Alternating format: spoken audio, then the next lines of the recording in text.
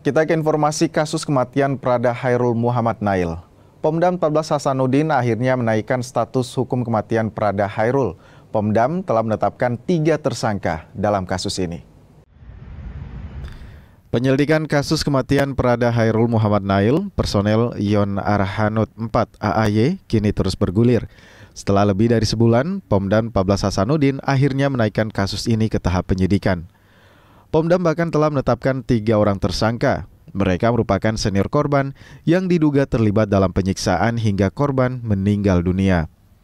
Selain menetapkan 3 tersangka, Kodam 14 Hasanuddin juga mencopot Danyon Arhanud 4 AAY Letkol Arhanud Andika dari jabatannya. Untuk kasus kejadian yang di Arhanud, itu sekarang 3 orang yang kemarin masih saksi sekarang sudah naik statusnya menjadi tersangka. Sekarang masih didalami oleh Pomdam sambil melengkapi bukti-bukti. Untuk hasil otopsi memang sudah diserahkan oleh pihak Rumah Sakit Bayangkara ke Pomdam. Namun mohon maaf, kita tidak bisa menyampaikan hasil otopsi karena itu merupakan salah satu bahan penyidikan yang akan nanti digunakan di persidangan. Ya. Kemudian juga pihak TNI AD, dalam hal ini pimpinan kita, bersikap tegas tidak akan mentolerir lagi kejadian-kejadian seperti ini.